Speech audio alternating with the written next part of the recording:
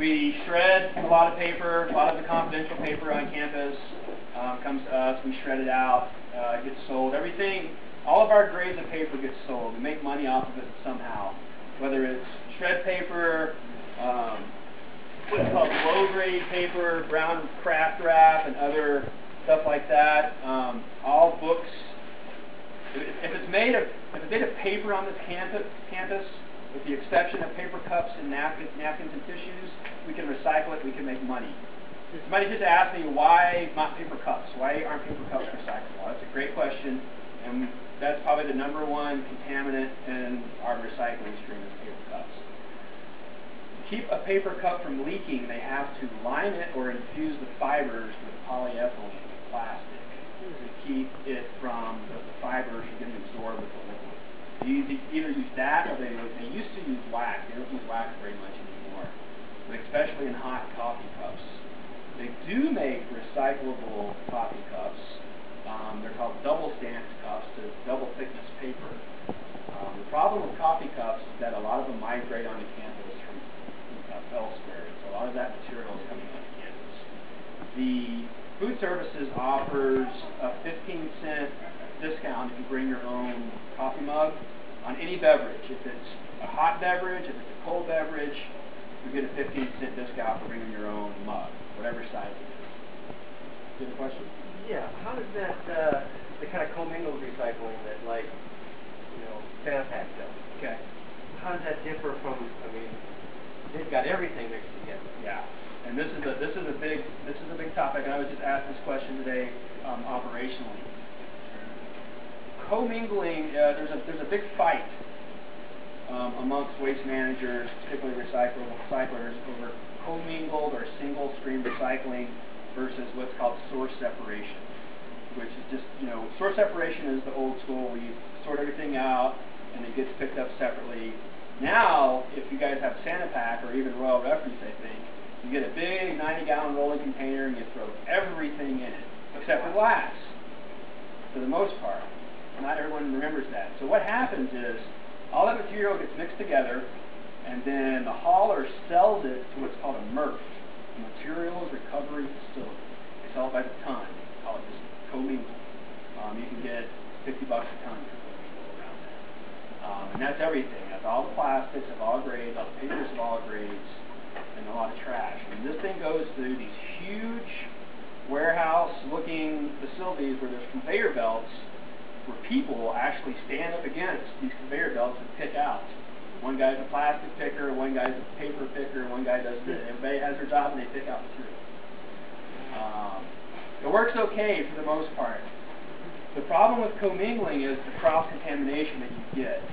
The United States, just a few years ago, 5 to 10 years ago, and particularly the Pacific Northwest, and one mill in particular up in Washington, had a reputation of producing the highest quality recyclable material in the world, and we could get top dollar for it. Now that's taken a big hit because all the new single stream has contaminated a lot of the other material, and so it doesn't go into the processing facility where it gets remade into paper or plastic pellet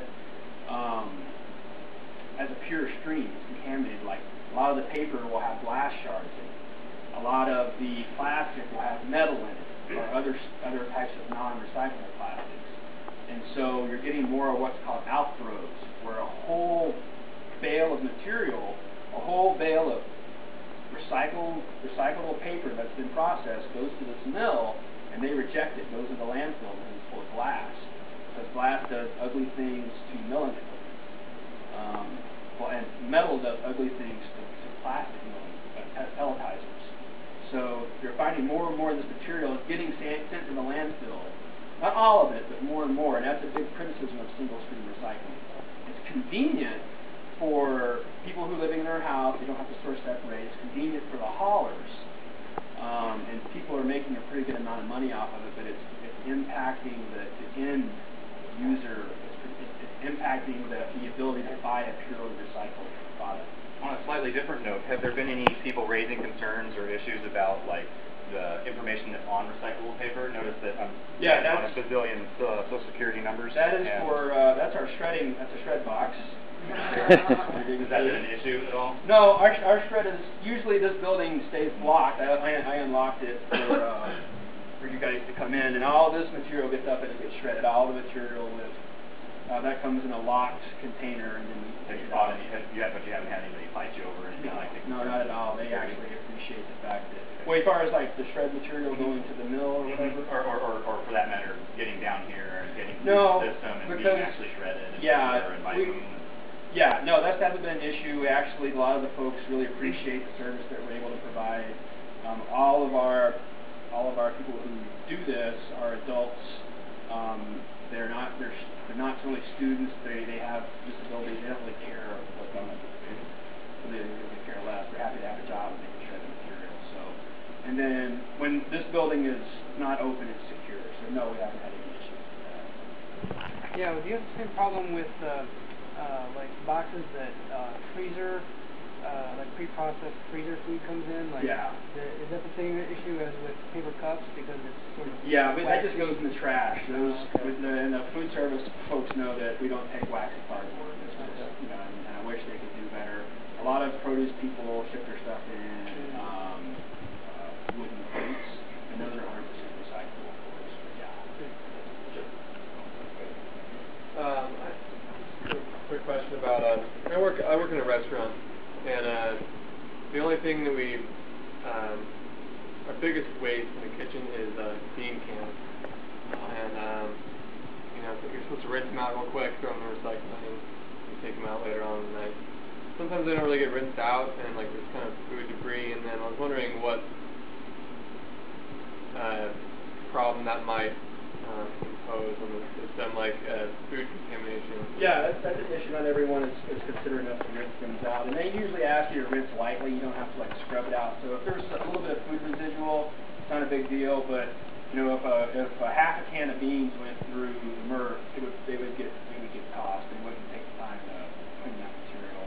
And a lot of facilities do wash, like a lot of the plastic recycling manufacturers. They shred the material, and then it gets washed before it goes to their processor. So a lot of the processors have strategies to deal with it, and they wash the material. But you know, a big contaminated half thing of yogurt is too easy to deal with. I have a question.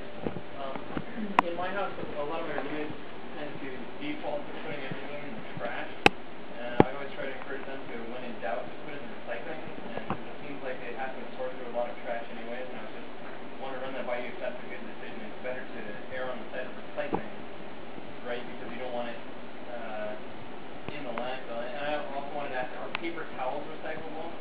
No. So like paper towel, paper napkin, that kind of stuff, that's usually a super low quality paper. When it comes through, it's like dregs, and it's usually not. And then there's usually contamination issues with Kleenex, paper towels, toilet tissue that people don't want to handle.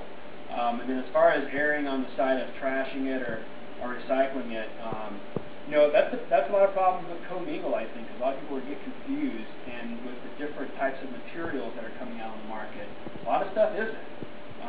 PLA, which is this compostable plastic, has been a big problem for plastics recyclers, because people confuse PLA with like number 2 or number 3 or number 4 plastic, and they throw it in their recycling. It's not recyclable. It's compostable, but it's not recyclable in the traditional sense. And so this PLA gets sent to these plastics manufacturers, and then when they run it through their system, it disappears. So they pay for it at a ton, and then they run it through their system because of the nature of the material, it evaporates into nothing, it disappears. And that's just one problem with the kind of the commingle system. Commingling is great. I want to bash it. The thing about what we do here is we produce a whole lot of very high quality material that we're able to sell. Like, you couldn't do this at home. Like, it would be difficult even making money off your recycling at home. And so commingling makes a lot of sense. They're getting better at the sorting technology. The Germans have made some amazing sorters that are optical, that require, because everything reflects back a different